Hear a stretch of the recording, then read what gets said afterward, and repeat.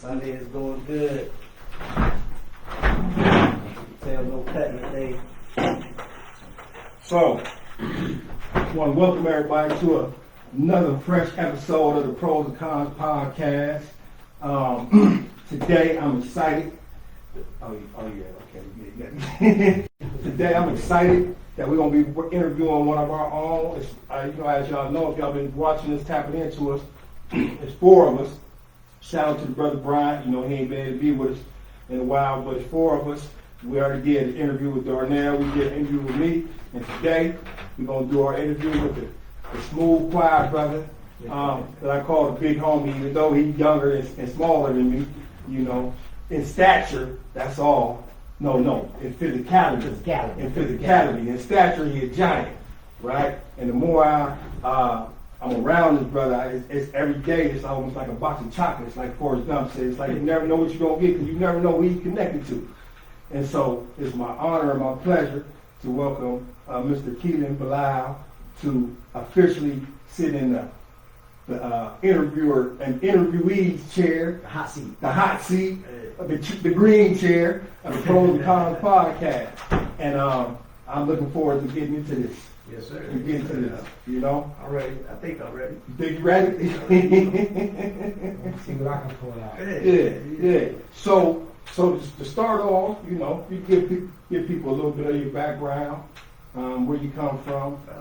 Kelan Bilal, south side of Youngstown. Grew up on the south side, right in the thick of things. That's where I grew up. I stayed on Marion for a minute, so when I was younger, a couple of different schools I went to. You know, everybody had those times where you switch schools, you know, change your friends and all that good stuff. So, but south side, I reside on the north right now. Grew up, went to South High.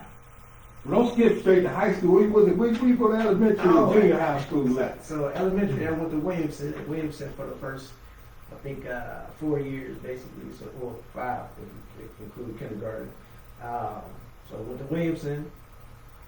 Then we moved. That's when we moved on to Grenada, and I ended up going to Bennett, which I didn't like. You know, I had all my friends at Williamson. You know what I'm saying? I was one of those things. You got all your boys that you. I mean, I went to preschool with a lot of these cats. So ended up going to Bennett, but that ended up being where all the people from my neighborhood on Grenada was going. So it ended up being cool. From Bennett, went to junior high at Princeton. It was a nice stroll from Glenada. Princeton, yeah, it was a nice little stroll as a young man, 12-year-old. You know what I'm saying? 12-year-old and the smallest 12-year-old in Princeton at the time. So then from Princeton to South High, which I really initially, I'll tell y'all a story while we get started. I'll tell you a story. So again, I grew up on Glenada, so you already know. Only reason why I ended up going to Bennett is because my teacher caught me walking from Glenada to Williamson. Okay. Now, mind you, it's the same distance from where I was on Marion to Williamson, but it's just the path that I took.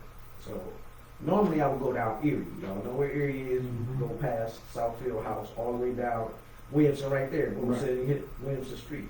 So I decided a few times I'm going to take Market Street. Right past South High.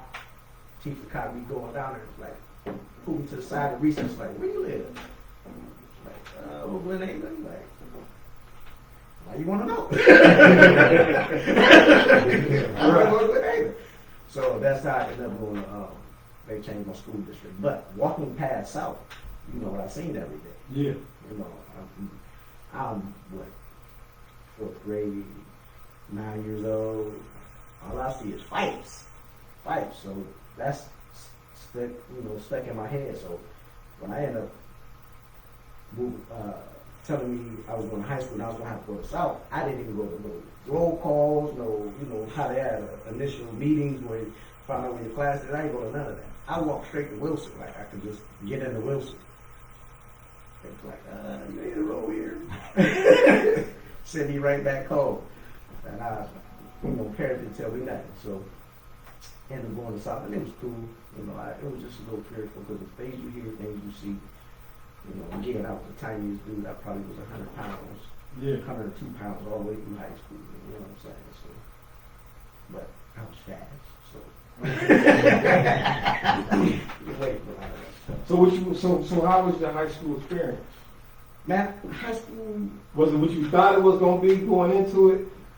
Not at all. It was a beautiful thing, man. Even though I hate school, period. You know what I mean? But as far as school work, but high school was an experience, man. You can't change. Of course, you grow different type of friends when you're in high school. So, the people who was in my neighborhood and a couple of the guys that I was hanging with, you know, everybody got cliques and groups that they chill with. So it ain't like I wasn't gonna be around certain individuals. You know what I'm saying? It was all a misconception of what I said. Like I still knew all the folks that was like. But like they would just come to pick on you or nothing. You know what I'm saying? The people who picked on you was your best friends or your homies. You know what I'm saying? So it was like, this is what we gonna go through every day. So it wasn't like, only thing in high school was I was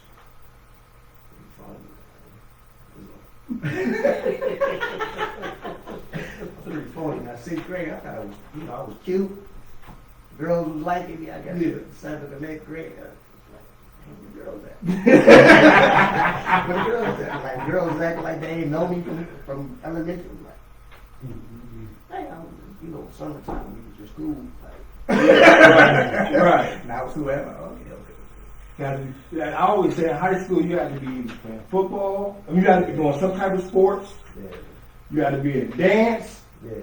Unless we had the variety show, you know, you had to be in a dance or something. Fact. Or I hate to say it, you had to be in the streets. Like you had to be a street dude that went to school. Like if you ain't falling in 3 categories somewhere, man, yeah, it was gonna be kind of slow for you in high school, man. It was slow. I will tell you this, like it was slow 9th, 10th grade, and then my 11th grade year. Again, I mean, I guess I was talented back then. Family had talented, so I was decided I wanted to get in the variety show because I could dance. Oh yeah? Decided I wanted to get in. And, you know, I was a backup dancer for one of my dudes. I believe it was Zab. Shout out to Ziggity Zab out there if he watched. I believe it was him and his brother. Or cousin or something.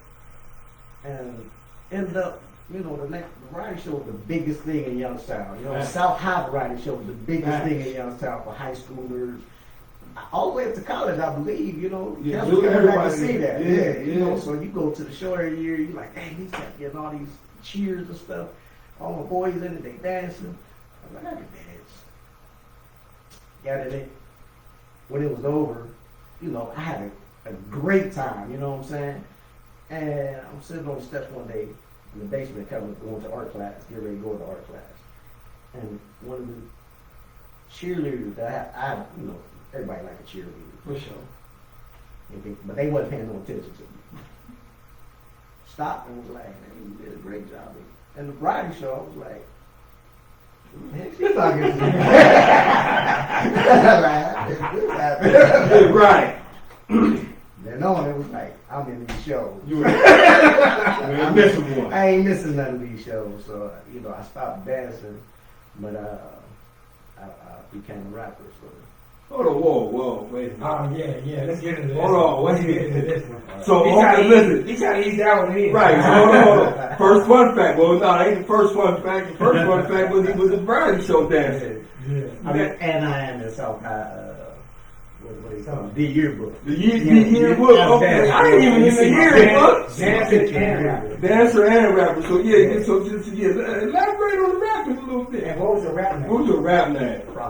Prophet. I ain't even surprised at that, man. Yeah. That just fits you, man. Like, it's for real. I don't know if you was like you is now back then, but that fits you, man. So I grew up Muslim, like, you know. Do a lot of people know that? I don't think they do. You know, they just take the last name and just, you know, that just be one of those names. Right. But yeah, I did grow up Muslim.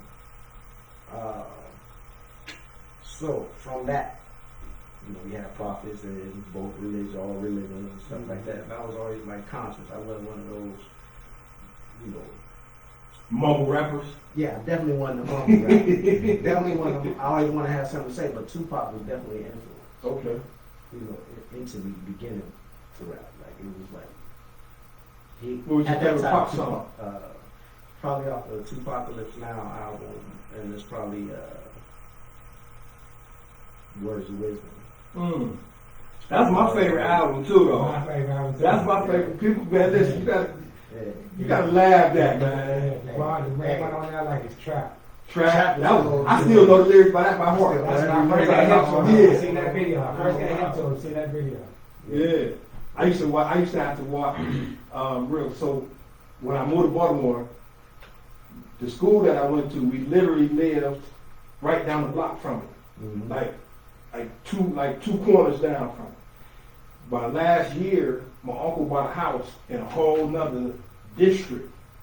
And he wanted me to go to school there, but I was playing football. I had already started playing football. So your senior year, you can stay in the school that you was previously at to graduate. Okay. Right? So I wanted to stay. He ain't like that. So he wouldn't take me to school. So, and your walking story made me think about this too. So I would have to walk. I would have to leave home at like 4:30 in the morning to walk all the highway to get to school by 7, right? And my song every morning that I walked was Tupac's Trap. I'm talking about, I used to be rolling, you hear me? And it get me to school until one of the teachers, he was the girls volleyball teacher, happened to be on his way to school, and he seen me, and he like, what is you doing? And so he would start picking me up at the gas. I would walk to the gas station, he'd start picking me up and taking me to school. But Pop got me to school a whole lot of days, man. I listened to Tupacalypse album whenever, like all the other stuff, like it was cool, it had hits on it, but Tupacalypse Now, that's where it's at. Classic. It's definitely classic. That's where it's at. Definitely classic. So that was my influence, you know what I Okay. mean? That was my influence. So I became that, started writing. I had battle raps, and but I also had just them conscious raps. You remember your first rap? Do you remember a bar out your first rap? I'm putting you on the spot right now. Yeah, you are. I'm putting you on the spot right That's now. what it is. See, listen, y'all was easy on me, and I was so happy when I got up. You hear me? Oh yeah, I thought y'all was going. Oh yeah, I thought it was so many places y'all could know, and y'all didn't. I was so happy for it. But yeah, I'm putting you on the spot right now. Give us something. Give us one bar. Give us a I bar. don't remember the bars from back then. All right. But I do remember writing a really sentimental What about the Song girl? from my What mom. about the cheerleader? Oh, okay. from my mom. Okay. Okay. Yeah, that was it. I mean, if I could remember it, I would actually say that one. But Okay. it's about me growing up, how she raised me and stuff like that. I just can't remember how the lyrics were. Gotcha. But it was pretty deep. How long did it take you to write it? It was pretty quick, man. Oh, yeah? It was pretty quick. Yeah, it was. So it came easy to you? It rapping? It did because I was never one that had a lot to say. So when it came to writing something down with a pen, I could always deliver it. Okay. I could always deliver it. It was easier to write it out by pen than ever was just to Gotcha. quickly spot on. Like So- until I started rapping, then we had the freestyle. I was about to say, so, because in battle rap, you can't read none of no paper, so how you... Back in the day, though, it was different. It was different. It was different. You could write whatever. But, you know what I'm saying, as long as you knew the crew. But at the same time, that was part of what we did. Like, we actually had a crew called 3 Cents. Cents as in S-E-N-S-E. Yeah. And that was part of our thing. Like, if you wanted to be with us, part of the group or part of what we, we was about, you had to be able to battle rap and freestyle at the same time. Or we had a crew called Mad Crew, and it was like for us, it was like the Wu-Tang. You understand? Like before we knew what Wu-Tang was, and they became that popular. That's why they were so hot to us, because it was like, hey, you cats doing what we do. You So know what's the difference between battle rap and freestyle? I thought they were the same. There's no real difference. It's all battle, because you can write specifically for a battle. Like, say, if I know you end up coming to me and say you want a battle, I'm going to write stuff about what I know about you. You know what I mean? Yeah. But on the spot, it's different. Gotcha. It's different. So that's freestyle. Like if it just come on the spot. And So what's up? So if I give you a word right now, can you spit a little freestyle? So if you give me the word. So this is a game I used to play with one of my clients. A little guy thought it was rappers, so I just do the same thing. But if you give me the word, it's probably gonna come out as a lot. Like it might not be sweet. It might not. Okay, Be, but I'm gonna give you one. I'm gonna give you an easy. This should be easy for you.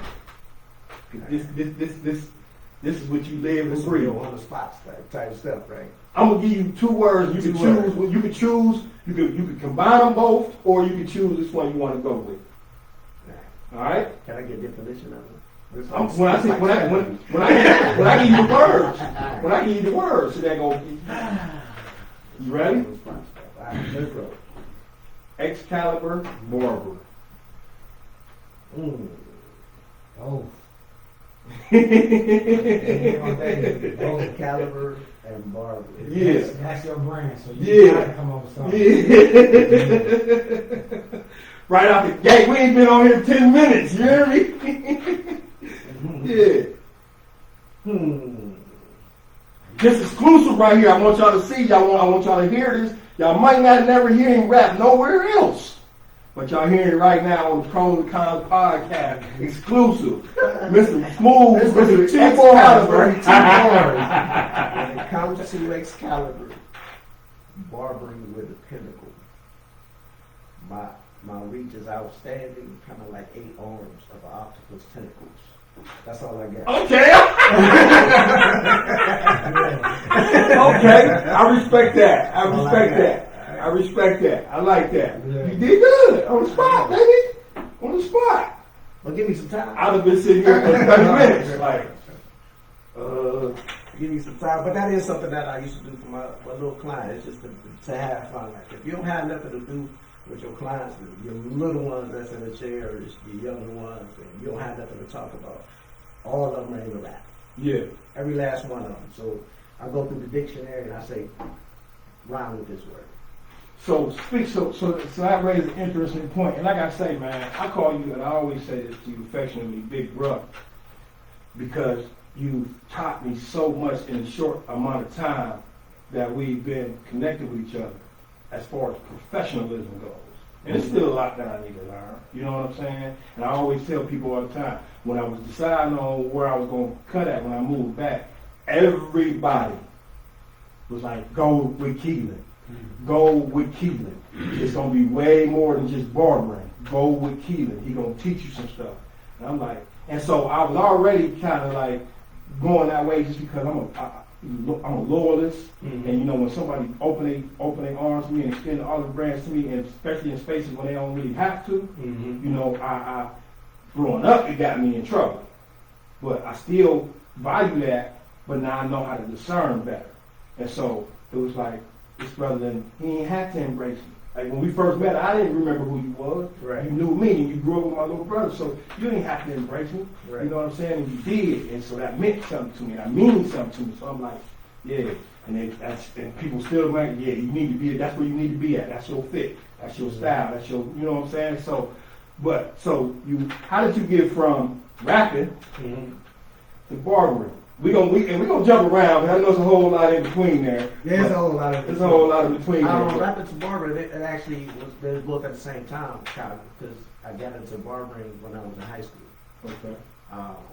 And it was just one of those things, man, where every high school or yearbook, not yearbook, but the picture you get in school day pictures, bro, I mean, it was terrible. You look I had to back. go with the S curl in it. But you look back and it's like, bro, like how come the doggone photographer like didn't tell me my collar was in, one side out, one side in. I got this big happy smile and this little terrible throat because I couldn't get haircuts at the time, so it was hard to get haircuts. And my dude Robbins, I was on the next street, Evergreen, and he was cutting hair, but he was 7-day Adventist, so he couldn't cut on Saturdays. So he had to either choose Sunday, like through high school, like if we was in school, Sunday, and that was it. And his cat work was so packed, like if you didn't get in, it was like, man, I'm gonna go through another week looking terrible. So bad haircuts from outwear everybody else, and then my dad had a friend who used to come through and cut hair, and he left me a pair of clippers. So I started from there. My sister's boyfriend happened to cut hair, and so I started cutting my own hair, and at You remember your first haircut? Heck yeah, it was terrible. Heck yeah, it was terrible. I thought it was slick, I didn't watch the process. Back then you didn't understand. You watch people put the guideline in, you think they trying to get that so straight. So I was focused on getting that straight. So I tied a belt around my head, got all bald around here. Not the And belt. the belt slipped. Oh. Bro, I swear, I always believe in divine intervention, but as I was cutting my own hair, that happened. I was looking at the mirror like, how am I going to fix this? My sister's boyfriend came to the house. Oh, so that kind of saved me, you know what I'm saying? Which was cool. Fixed it and gave me some pointers at the same time. From then, I just started cutting a couple of guys from the neighborhood, and it wasn't like I wasn't the greatest back then, but they was in the same boat I was. You know what I'm saying? So the fact that they had a haircut made them look good and feel good about themselves, and that in turn was like made me feel good about making them feel good. Yeah. You know what I'm saying? So that's what made me keep on doing what I was doing as far as cutting hair. My first haircut, I was glad I knew how to fight. And then in Baltimore, we're in football camp. Right. We're in the middle of the woods. We're in cabins. And I think I'm the only, it's two other black guys on the team. And one of the white guys has some clippers. He's like, anybody know how to cut hair? I'm like, yeah, I do.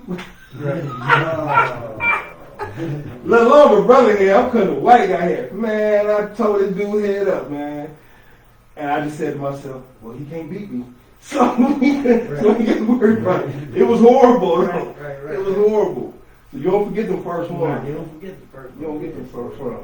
And my first haircut on somebody, like I said, it wasn't great, but it was better than what he was getting. Yeah. And he was okay with it. So How long ago that was? that was 90. 90? Yeah. So you've been cutting hair for 30-some years? Do it feel like that? No, it doesn't actually. It doesn't.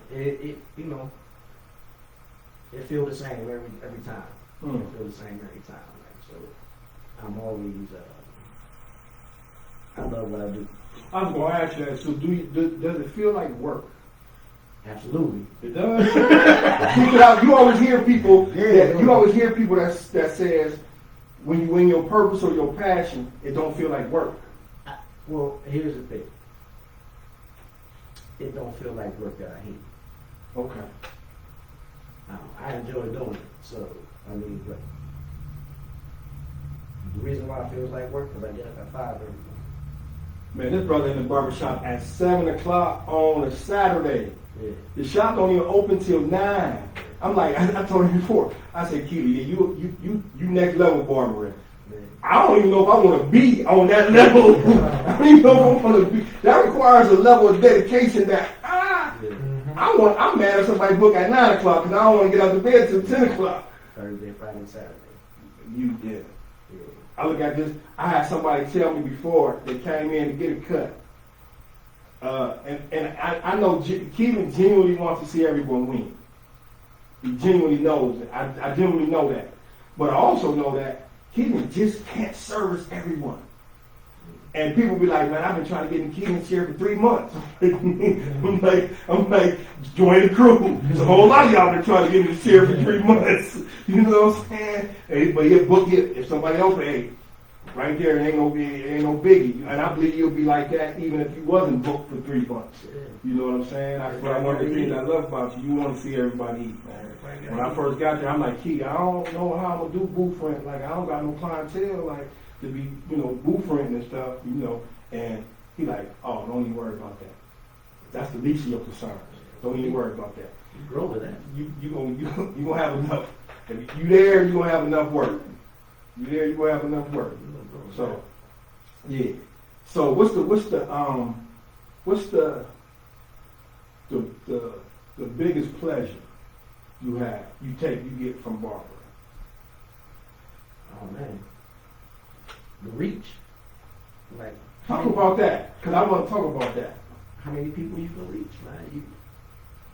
Every day is somebody you can instill some life skills or something into. Every day, Yeah. every half hour, every 15 minutes. I remember when you told me we psychologists. Yeah, basically. Yeah. Basically, without the license, you know what I mean. And here's the thing about that. Because definitely don't have a degree. Life experiences are a degree. But I don't ever speak on anything that I haven't really been through. Because I don't know, like, I can't tell you how to raise a child aside from being a child once. You know what I'm saying? Because I don't have kids. But at the same time, I've watched a lot of them grow from within the chair. So, can I speak on some of that? Yes.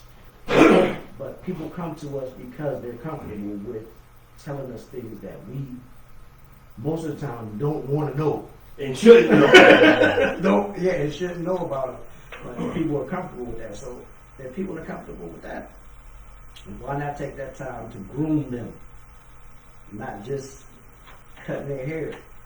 Take that time to groom what they need. You know what I'm saying? Yeah. Whether it be just some personal relationship, telling them a read they should have. They should go and look up. Some type of book, some type of magazine, some type of anything. Like our connection point is crazy. Right. Nobody has a bigger connection point than the bar. You don't think? Nobody. Not one person. Not one. You stand on that. I stand on it. Not one profession has a better reaching point than the bar. I don't care if you're a pastor, a doctor, whatever. There's not one profession that has a better reaching point. I never looked at it like that, on that scope. Bro, nobody. I know we reach it. But I always say, when I decided to be a barber, I always tell a story about it's the closest thing to hustling that wasn't going to send me back to prison. Right. But I also knew that I wanted to do what I'm doing now as far as my nonprofit and community stuff. And I knew that barbering would be giving me access to those spaces, because the church and the barbershop is like Grand Central Station. Everybody come through there. So you're right. You're able to touch a lot of people and meet a lot of Think people. about this. How many people in the church actually meet the pastor? Not a lot. Actually. Until you become only time you have a full relationship with the pastor, deacon, you part of the board, usher committee, and you become a new member. Outside of that, his reach ain't that close. And it's definitely pastors that have a great reach and love to touch and interact with their people, but it's still hard to get to him. It ain't hard to. It's hard to get in my books, but, but it ain't hard to get to your barber, a barber, period. You know what I'm saying? There's always somebody around, so if they trust you, that's the man. Listen, and this is what I tell my students at barbering school. I'm proud of this profession because, one, it's the oldest legal profession ever in history. The only older profession is prostitution. And I tell them this: everywhere you see a king, you see a barber. Everywhere.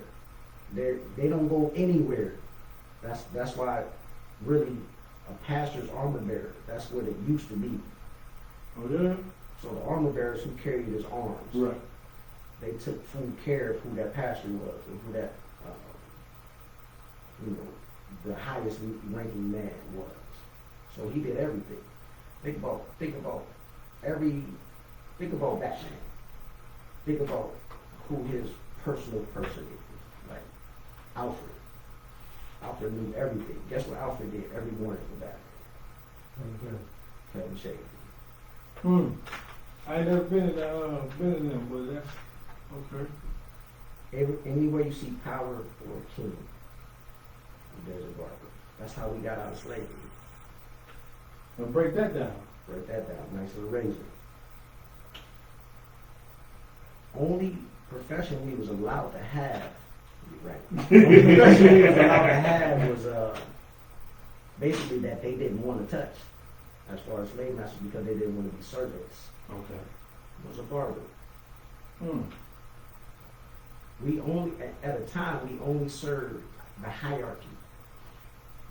Give priests, kings, presidents, congress people, which is, if you see back in the day, you see everybody with wigs on.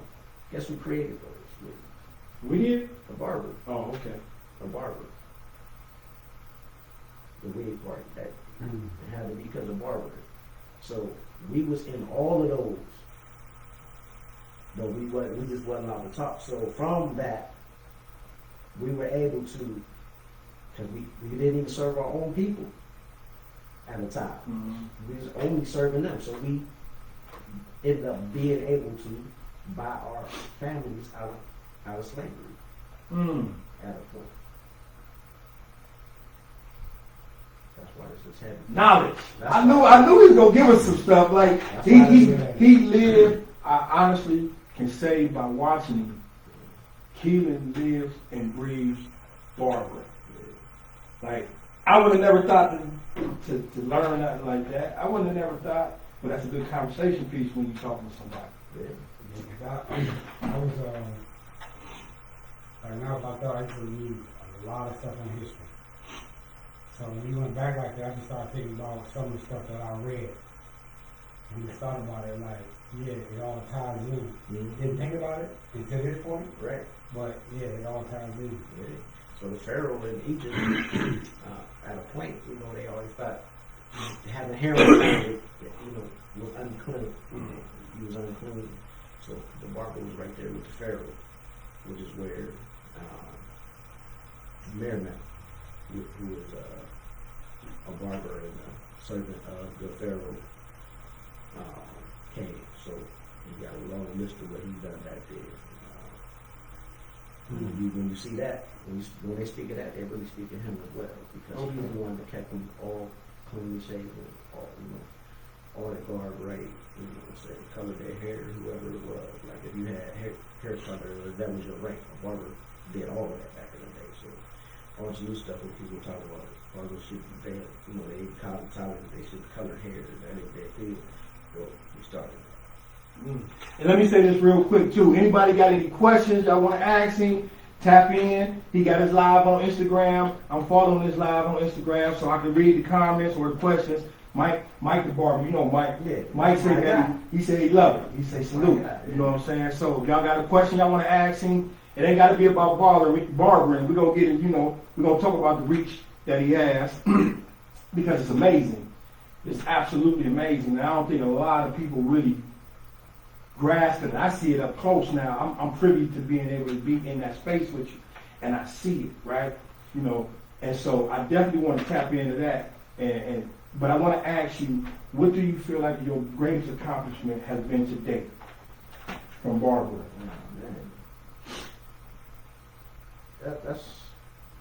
That's hard to say because my accomplishments to me are the people I grow, the people I help grow. I don't grow them, they plant themselves somewhere. But for them to allow me to water, to be able to water their gardens, that's an accomplishment for me. Because who am I? Right. Who am I? You know what I'm saying? So that's an accomplishment to me. So let me ask you this. Moment of vulnerability, if possible. You just lost, I ain't gonna say lost, because one of the things you just said is grow, nurture people, and you want to see everybody win. Mm-hmm. But 3 of your best barbers, you got all good barbers in the shop, except for me. I'm still learning. You're still learning, but that's a good thing. But 3 of your guys have just ventured out on their own to start their own stuff. I know that has to be bittersweet for you when that happens. Absolutely, man. One thing for certain, I'm a family man. I'm a family person because that's how I grew up. Like my parents took care of people. They just took care of people, and that's really where I get it from. They took care of people that off the streets, and changed lives, changed their lives. So it's in me to do that. Not because I'm seeking to do that. It's just natural. It's just natural. So when you take on a family member and, watch them grow, and, you're proud of what you see them do. Like, a lot of times, we've been open for 8 years. A lot of barbers come through there. I watch a lot of barbers, like, go from, like, he alright, to, wow, he's amazing. And from my door, I used to watch, like, a couple of them, like, dang, this cat cut way better than me now. Like, what did I do? What did I do? But, that, for them to want to be that great is a beautiful thing to me, because I know people that are just comfortable. But it is bittersweet because I take them in and I love to nurture and teach what barbering means to me. And if that rubs off on a person, for me, I feel that they can be successful because of how I grind. Yeah. Of how I grind, how I wake up every day and think about what I'm gonna do. If they could just get a little bit of that, I know for sure, like, once you leave, you good. You good, because I'm gonna give you everything I know. I'm not just gonna give you, like, little spoonfuls. Right. You know what I mean? Like, You definitely don't keep nothing in the cut. yeah. Might just say you're a legend. You might say you're a legend in the barber game. You the one who motivated him to keep going. So Appreciate that, Mike. and he said I'm kind of dope, but he definitely. So and I see that in you, right? Like I said, I'm honored to be able to watch it. And you said something just now that I have to cop to. When I say it's levels to this, like you, it's levels, right? And I don't know if I desire to be at that level because of so many other things that I have a desire to be at that level on. Mm-hmm. But I knew that this was a key ingredient, right? And that's what I want to get to. I want to get to how you have used barbering, because I feel like this. I believe this wholeheartedly. When you find your passion or your purpose, you can then service your community and your environment and make your surroundings better through that passion and purpose, right? You don't have to be a ball player to impact the community. You don't have to be, a lawyer to impact the community. You can, and I ain't saying that then to then just say a barber, because like you just broke down a whole lot of stuff, right? Mm-hmm. But in barbering, a person can look at it and be like, well, I'm just cutting their hair. But you have your tentacles, your bar.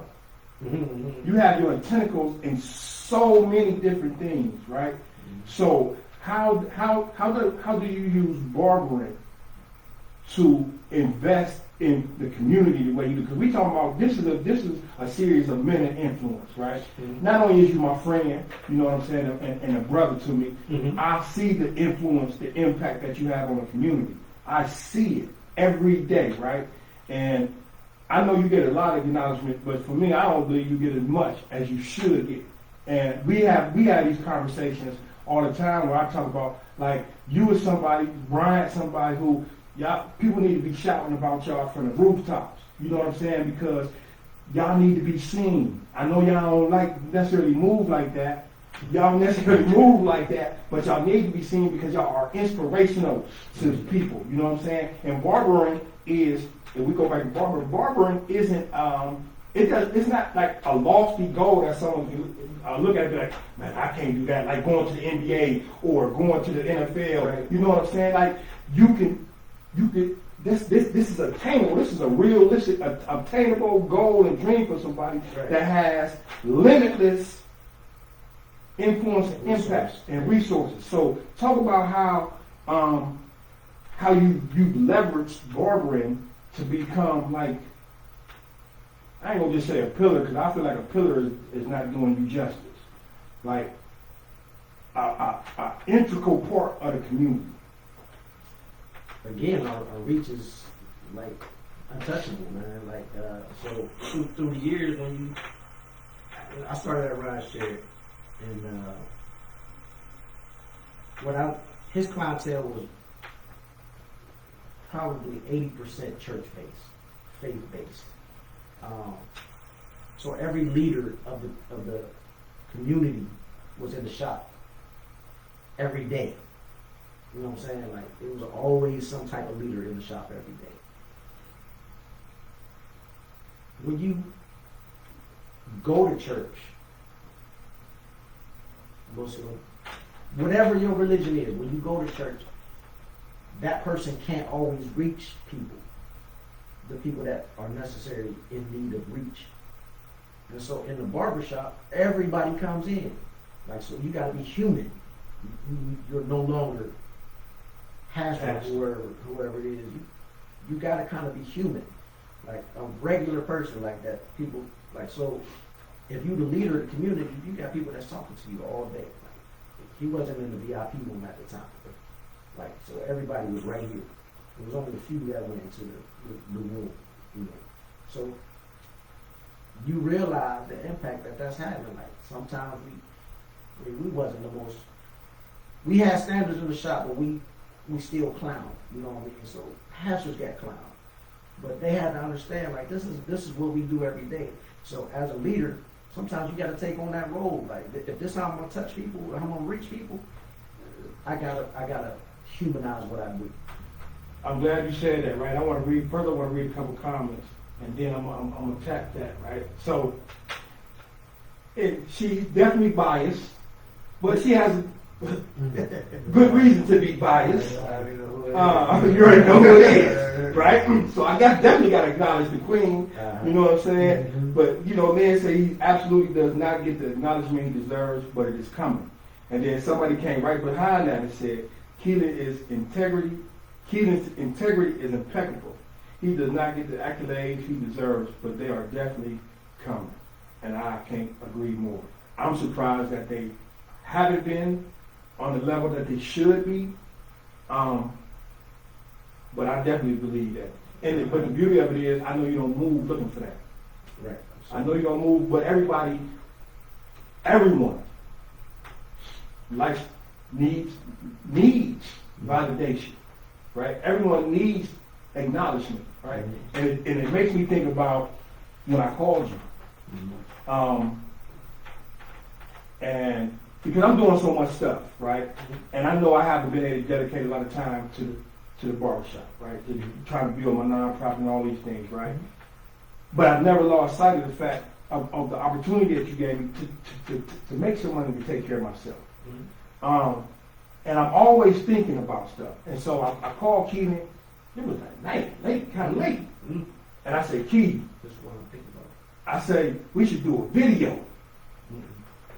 But you remember that? I said, we should do That's late. I said, no, not to play. Oh. I said, we should do a video at the shop. Oh, yeah, And I said, we should do a video at the shop. And we got all black on, and I had all this stuff in my head, right? And Kelan like, in Kelan's way, he like, yeah, you missed one of the meetings. And so, we got that coming, right? So I'm like, oh, okay, right? You know what I'm saying? But it wasn't that. It was when you text me. And he said, man, you made my day. He said, just knowing that you on the same thing that I'm on, man, that you was thinking the same way I was thinking, man, made my day, man. I appreciate that. And I looked at that text, and believe it or not, because you do so much for me personally, people don't even realize that. That I really am always trying to find a way to try to give something. I ain't going to be able to give on the level you give. You know what I'm saying? In my head, right? But so I'm always trying to look for a way like, man, I need to show, I want to show bro that I care, that I value him, that I appreciate him. And so when you sent me that text back, I'm like, that made me feel good that I was able to say something that made you feel, even though I was off, because you was already thought of it. You was on. You know, I was on, but you know what I'm saying? But it just made me feel good, like I made bro feel good. That made me feel good. You know what I'm saying? So they definitely coming. They definitely coming. You're right though. It's definitely thank you to Lynn, my queen. Absolutely. And the other person who said that, you know, about the accolades and everything like that. It's definitely not something I see. Lynn will tell you, she gets mad at me for not really wanting it. So, and she's always going to push for it. That's Which what is, you yeah, which is great. And I mean, that's awesome because it does put that battery in my back and keep me pushing. And what I understand is, bro, there's so many people that do things greater than me, same level, underneath, whatever it may be, that deserve acknowledgement. But at the same time, I don't seek it because, bro, again, my acknowledgement is the fact that these young people either coming out of school or came out of my shop, came out of the shop, we work together and are growing to a point where they feed their families, you know, with ease. That's the biggest acknowledgement you can get, huh? Bro, that's a trophy. That's a trophy because I mean, we in a state, we in a place where pandemic hit us and we were shut down. And I had new people start right before pandemic, right before the shutdown. Like the whole time I'm worried about them. Like how we get back to this, like we got to get back and figure out a way where they can start eating again. Like, cause I know they didn't have nothing saved up. I know they did. And to get right back to it, and they be successful coming back in, bro, it's nothing better than that to me. Like, to have people eat from the same table. Go ahead, cause I want. Yeah, get in there, man. So- Cause I can go. Every time we say something, I got a question to feed off of. No, by me just meeting them, so it's like all this stuff I'm hearing is new. But from when I'm taking, like the wife said, another guy said about you not being recognized, I feel like your recognition comes from when the barbers that's under you lead and be successful. And the fact that you was worried about new barbers that's coming on during this crisis. Mm-hmm. To me, that says a lot because I seem to look in your eye. Like, that's like, Yeah, I thought it was very that's, proud. yeah, that's like, Emotional. that's like, see, this is one of our kids, that's like a father acknowledging his kids when they do something good. So, that's the look I see. You know, that's the look, appreciation, and like, yeah, I did something right. I like I that. got that feeling because of I have kids Mm-hmm. and the fact that when you see that your kids is doing something and you are proud of it and you acknowledge it, like when we first started, how I was talking about my son and how he raised his kids, you know, the things that he done, how I look up to him. Mm-hmm. So I get it. So if the ones like the ones that lead and know their success is generated because of you, that's your acknowledgement. That's facts. That's facts. So, and I want to veer off in a minute, but it made me think about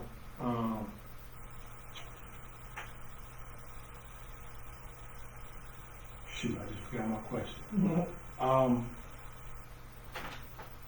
You have been through a lot in this field, not just in life, but in this field, you have been through a lot. Mm-hmm. A lot of things haven't necessarily went your way. A lot of decisions was made that necessarily wasn't cool.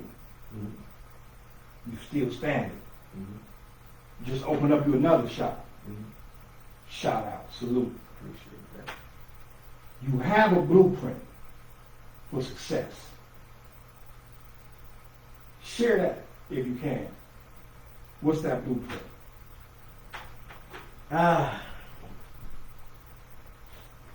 Relentless dedication, determination. Just That's really the base of the blueprint. Like, defy gravity is what I stand on. Life I is, got my award up in my office too. I'm proud of that, you know baby. what I'm saying? That's how that came about. The world and life always shows a way to try to hold you down. Always. And so I live by the opportunity to defy gravity. You know what I'm saying? There's nothing, there should not be anything that is, you know, God by your side. You know, as long as you acknowledge that, of course there's going to be hard times. Of course you're going to struggle. But when you know there's a higher power that is pushing you, and your purpose is because of that, defying gravity means like you can't hold me down. You can't hold me down. Like, I'm glad you said that because I love my award. When I got it, it made me feel good.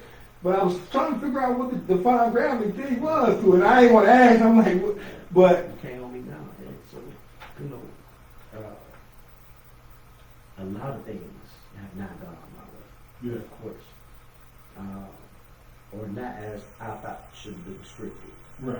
You know what I mean? Because you make plans, you build blueprints for it to be a success. But at the same time, the best laid plans of mice and men often go astray. And the way you gotta know how to navigate. Two things that are constant in life. Time moving on and change. You gotta know how to adapt to both of them. You gotta know how, I mean, it's cliche, but you gotta know how to roll with the punches. You know, we get punched every day. You know what I mean? But you wake up again. You wake up again. Something, you know, every day ain't sunshine. Right. You know? Hey, I hope y'all really paying attention to this because even though he's talking barbering, he's giving a whole lot of life, Facts of life. a whole lot of facts of life, a whole lot of jewels to how to keep going, how to move, how to be successful, how to be in whatever realm you decide that you want to be in, how to be successful. My question. So here's another question. Back to the blueprint. Well, the sacrifices that you had to make, because to be great at anything requires sacrifices. 100%. Well, the sacrifices that you had to make worth it. Absolutely. Absolutely. Like, it goes back to the fact that these people can feed their families. I used to say it all the time. I used to say it to my barbers early. And I stopped saying it because it don't matter. You know, I can have a studio suite, healing all alone. Be filled, money be maxed out. Where would that get me? But alone in the studio suite with my clientele. I'm not building anybody else. If you can't build somebody, how is that helping the world? Great point. You know, I got a house that I can just work out of the basement out of, or work out of the front room out of. Never worry about anybody else. But when your dedication and you realize your purpose is to help build people, you can't be selfish with the action. You can't be, you can't regret anything that you've done. As long as the intention behind it was to help build. So, regardless of who came in the shop, how they left, where they left to, I know for sure everyone was successful. That's what it's all about. And, you know, before the pandemic, before the shutdown happened, years before that, Lordstown left. This is all in the same year. Lordstown left, which means 5 other companies shut down with GM. The highest paid and most, that brought in the most revenue for the city, for Youngstown. Between GM and the 5 other companies that were dedicated to. What did that mean? GM shut down. So all them other people relocated. So now you no longer have that. Toys R Us and another warehouse shut down in the same year. We got 6, 7 major companies left the area. I had 10 barbers in the shop. None of them fit. None of them fit. And it was all of them had these higher paying clients as well. So that's the blueprint for me. When you can build something that people trust, be professional at what you do, and know that even though people ain't gonna like some of the standards that you stand by, behind it, there's a lot of companies that have standards that they stand by, and those standards are what makes them successful. And now you say that, and so I was sitting here when you were talking, and I'm like, I wish you would have brought some of the stuff. Oh yeah. Right?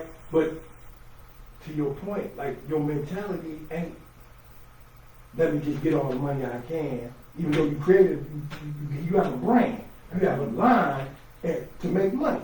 Ain't nothing wrong with that. You know what I'm saying? But that's not your first thought. That's not like, let me go over here and advertise it. Like, you know what I'm saying? I probably thought about it more than you, and you ain't even thought about it, right? Think about it. But let me ask you this.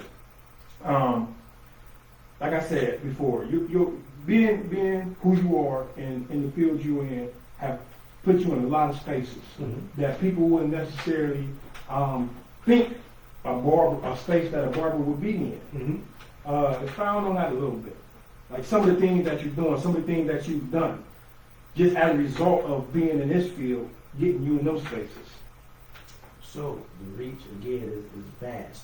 So being in the chair and having people in the chair, you get to have conversations with people and what they do, what type of lifestyle they live, and how they help the community. How can I help the community through what you do? So in that, for you, so I speak to you directly through the connections of grooming people. They groom me as well. So a lot of foundations, funding foundations, organizations, and everything through the valley. Being the professional that I am, they end up in my chair. People like timely, people like consistency, they know they can get in and out. So those business people follow that flow. So I end up talking to those people. And those are the connections you end up making. And then when they start speaking to you and know your passion is about building people and building the community through barbering, it helps when they see what you're doing, like without asking. So as I go out into the community, and if I have an event, like a lot of times, I don't burden people with what I know that I can do. Like, 'cause most people might not be able to get out and about. Like, yeah, I don't have kids, so I can maneuver. However, so I might be able to just spur the moment somebody asks, hey, we got a school event, can you come cut hair? What day is it? I'm gonna ask, and if you can't, it's okay. You know what I'm saying? But just tell me no so that I can move and know how to move. So then I'll go do it. And then people start seeing that. Like, whoa, are you charging them? Like, no, this is what I do. And then start, you can get funding this way, funding that way. But I do it so much, again, it's not about charging us. It goes back to not being able to get a haircut when I was young. Like, I go into school on picture day. We're gonna cut all the kids because y'all shouldn't have to look like that. It ain't y'all fault. You know what I mean? Who cares about what's going on at home? for this picture, you're gonna look good today. You're gonna feel good today about this. You're gonna be able to look back, you know, in the future like, dang, I remember when, you know, they came in and cut my hair for this picture. You know what I'm saying? So that's how I feel. So that's the connection. So once you start doing that, that's how I built my nonprofit off of that. And what's the name of your nonprofit? Grooming University. Okay. Grooming University. So grooming you, for sure. That's what I do. Grooming you. Definitely. Facts. So that's what it's built off of, or those type of opportunities. So when people from these foundations find out, and you just start building relationships off of that. And once you build those relationships, they just keep going, and it just goes into other portions of the community. So my passion, and then what I do with the kids in literacy programs, or the Groom Project, or the Well Groom Project, high school, elementary, JJC. You know what I mean? So Bridge Barber is the elementary, K through 3. Well Groom was the 9th grade students of the Freshman Academy from Cheney. We've done that. And then Groom, which is an acronym, of course. I always got acronyms for stuff because I'm a rapper. So I always know how to build, you know, off of those. So Groom is the program we have with JJC. Why not have a mentorship where, you know, we got these young guys that are partially incarcerated, on their way out, able to, you know, venture out with the people from JJC, and then be able to sit them in a chair, cut their hair, and groom them. You know, tell them facts of life, tell them those type of things. So that's how the nonprofit is built. Everything from behind this chair, you know, the passion don't have to just be cutting, but you have to have a passion for what you're doing. Right. So out of this though is where everything is built. Tell us about Psych Ward. Psych Ward. Psych Ward. So Psych Ward is another one of the groups that I founded. Psych Ward, a play on words, CYCWARD, but I developed Psych Ward because I love cycling. It's one of those things that gives you that 8-year-old feeling, like you just feel free when you're on the bike. So I wanted to bring that to the people that I love and people that, you know, other communities that, you know, our community don't always get that pleasure of being free, you know, free in your mind. And so that's where Psych Ward come from, you know, if you feel like it's the only place that makes you feel free is, you know, being on the bike, then you belong to Psych Ward. You know what I'm saying? That's what frees your mind. So, but through that, again, our culture, we don't get into stuff like that all the time. Right. You gotta find other things to do, other ways to reach your point of mental wellness, and that's what helped me. Like in that, because we don't do it, you know, all the time. You connect with people who are doing it, and guess where they're at? In other communities. When they learn what you're doing in your community, they end up wanting to help build too. You know, so our connection point from that, you build a whole new community of people, a whole new circle. If you're always in your circle, you're never gonna reach people outside of that. True. So you gotta connect circles. They need to know. Like we be mad at other cultures for not knowing our ailments or what we do, but we never want to go out there and tell them. We never want to join them. It's always we don't understand them. Like why we want to do that? Because a lot of times we might not have the resources to circle that, and they just sitting on the resources, wanting to do something with the resources. Yeah. And we steady shunning them instead of saying, well, how do we connect? How do we connect? Cycling just happens to be that way. Cycling is, what do you call it? Affluent sport. You know, a lot of times people who cycle got money. Bikes cost a lot. Yeah, you told me that. Bikes cost a lot. So when you venture out to those things, you end up hearing other things and learning other things about that. You know what I'm saying? And that wasn't the purpose. I just wanted to be on a bike and feel free. But I always like the best things in life. You know, I like to be able to support my habit. You know, Yeah. So how long you been doing it? I've been cycling for a long time. I've been cycling. We started cycling at Rise Chair when I first got there. That was like 2000 when we started cycling. We would get up in the morning for work sometimes, cycle through Mill Creek. From my house, I lived on Sherwood, so it's probably like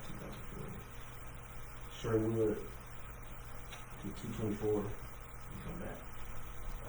And early, I'm talking about 5 in the morning. That's a long time. About 5 in the morning. So it started then, and we broke off, and then, you know, back then we were just getting into bikes, so we didn't know nothing about bikes. Bikes started falling apart, we stopped. You know what I mean? So then we started getting into, when my wife and I wanted to, you know, be more active again. Like we was always in the gym, then we stopped for a while, but we wanted something else to do, so we decided we gonna go ahead and get some bikes. Let's ride like never was, you know. And so that's what we ended up doing. So we started buying better bikes, and that's how connections was made.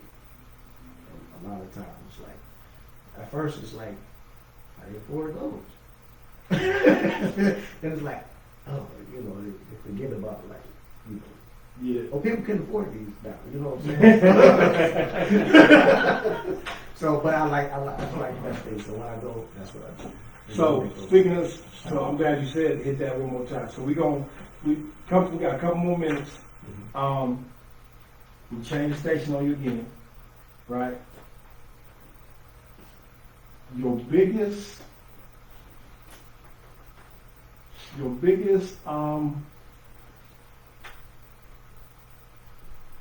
splurge. Your biggest splurge and dang it, I can't remember. Do that one first. I'm thinking the other one. My bike. Your bike? Okay. My bike. Yeah. I can't say you would be a bike or the Hummer. No, so the Hummer, you know, the Hummer is always, since it came out, it was my favorite truck. When I was at Ryan's Church, my dude pulled up when it first came out. So, man, this is crazy. So young dude too, he 20s, you know what I'm saying? But he early on became a lawyer, you know what I mean? So he pulled up, I'm like, dang. Yeah, so a lawyer though. So this is the type of stuff that we was involving ourselves in, right? You know, building those type of people. Like, this is code. So there, I'm like, I'm happy one day. So eventually, you know, down the line, started line up, I ended up getting a Hummer. It wasn't brand new, but it was only a few years old. But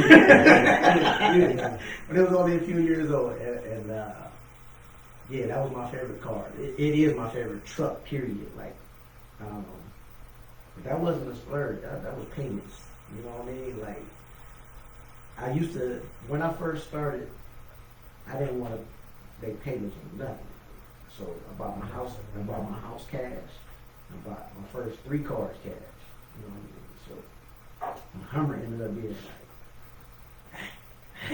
Wanted that baby. I wanted that baby. Yeah, so, but it was a good time. But the bike as far as splurging, what people will call splurge, and that's because it's not a necessity. Gotcha. It's the bike. Give us something that we would never expect for keeping alive. First, I want you to give us something that we would never know or never assume about keeping alive. Never assume. I think I already gave y'all that. That was being a rapper. Well, I don't know, because when you said it, I'm like, you know what, The rapper and the dancer. Yeah, the dancer part. Yeah, the dancer part. The rapper, and then when you said proud, I'm like, you know what, that fit cute. So the dancer part, you're right. Okay, so I'm gonna leave that a little bit. Before we go, man, tell us what you got going on, what you got coming up. coming up for me, okay, so season does start for cycling. I believe we're gonna start Sundays, starting May 22nd. I believe that. Don't hold me to that, but I think that's the date. So a lot of things, man. My focus is always making sure Excalibur is strong as ever. How can somebody book an appointment on for Excalibur experience? You like to say Excalibur. How can somebody book an appointment for Excalibur experience?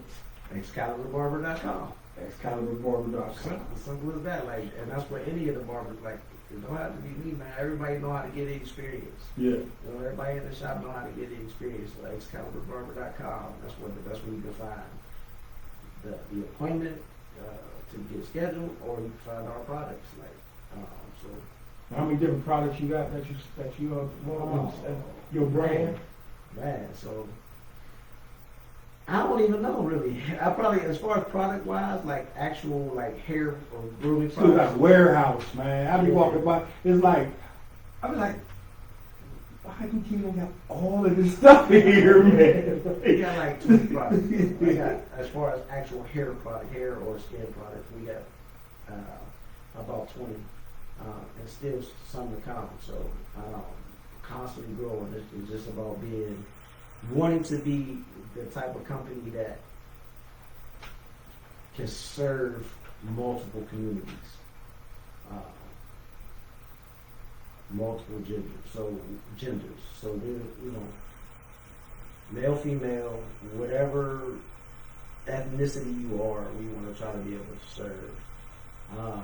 As far as your hair care needs, and then also have some barbering tools that I have as well. So those are a lot of things that most only people in the conventions or expos know about, because the barbers will buy those type of things from me. So the clipper grips, your magnetic shear holders, and all that good stuff. So what else, man? It's plenty, man. I mean, It is. You right. That's a whole other podcast. yeah, we can So- go on and on. For wrap it up. What, you got something? He just like listening, man. I will go on to say this, because this is what like you asked about biggest accomplishment, or something people wouldn't know about me. And I rarely talk about this because it's not fully accomplishment for me. It's about how to get there. Okay. But barbers like to hear this, and a lot of barbers don't know about it. So, biggest accomplishment as far as what people see, what they've seen, or like to accomplish to get to, celebrity barber. Okay. Being able to cut a celebrity, because I'm not a celebrity barber, being able to cut celebrities. And again, those were afforded or awarded because connection pieces. So the biggest celebrities that I've cut was Usher Raymond and Jermaine Dupri. And again, it's not about them. It's not about them. I'm glad to be able to do that, because those are great. It's definitely an accomplishment in a person's career, but the thing that hits me the most is because who pushed me to do that? Who selected me to do that? Okay. Because these guys got their own personal barbers. So for their barber to call and say, "Hey, Kelan, can you service my client for me?" That's dope. That's dope. That's It dope. don't matter that these cats are celebrity. That's super dope. But the fact that these relationships that I built, and these guys trusted me, that I would be able to take care of that. That's the bigger accomplishment for me. Like, That's dope. I don't think I think I can cut hair well, but the trust factor, that's kind of cold. I can dig it. Like I say, bro, we can kick it. We can go on and on. the more you say, the more questions will be popping up in my head, right? And I'm a person who I don't really like to write questions down. Like I don't write questions down. Like I try to just vibe with the person we're interviewing and go from there. This happened to be a field that I'm in too, so you know what I'm saying. It's a lot easier to pull questions from that too, because I'm familiar with the field. But you gave it a whole lot of life stuff, man. You know, and I really want, if y'all watching this video, whenever y'all watch this video, share this video, man. Like, share this video because it's a lot of jewels that he dropped just as far as professionalism goes, as far as life lessons goes, way of life goes, how to carry yourself. It's a lot. You can show your young men this video, you know. It could be a tutorial, for real. It could be a tutorial on a lot of different things, man. Even though he's just speaking about, not necessarily just speaking about barbering, but even though that's the lane he's coming from, it's a whole lot of jewels in it, man. So if y'all watch it, when y'all watch it, share this video, man, because it could be definitely be useful, and powerful and impactful to somebody. With that, big homie, I appreciate you. Appreciate you today for sure. Cause like I agree with everything you said. Cause it was like me just sitting on the sideline, like I'm a fan, like I was just part of the game. Appreciate it. Like I only had one question. Yeah, me too. I'm just going, but I'm trying to think about, I'm trying to get Darnell some room, right? Right. But he just soaking it up. Yeah, I'm just soaking it up. Like situations like this, I'm the type of person I'm just gonna sit back and listen because, like you said, I agree with you said. Like when I go and share this, I will definitely probably have something to say. You got to share. But this time, I think I will try to find the right words to say because I feel like this interview today coming from you, it's like you help me understand that what I'm trying to do with my business, I'm on the right path. Because when he asked you about the blueprint, that's what I'm trying to build. Mm-hmm. And anybody that comes to work with me or for me, I want to be able to get something out from them, and I want them to be able to get something from you and go on to be successful as well. Yeah. So when you said that, I'm sitting there like, that's it. We're right back. Exactly. We're right back. That's it. Man, we're giving you your flowers, man. I know our flowers ain't that big, baby, but we're giving you your flowers, your salutes, Standing ovation. all that today, man. You know, Appreciate we it. appreciate you, man. We see you, big homie. Appreciate We definitely see you. A whole lot of people see you. We definitely see you, man. And Lynn gonna make sure everybody else see you who don't see you. Hey, y'all, till next time, you know, hopefully y'all have a good weekend. Y'all had a good weekend. Share this video.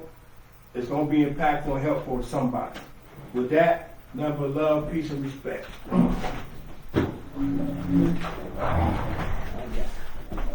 Let me stop it. Appreciate you, Ken. Bingo.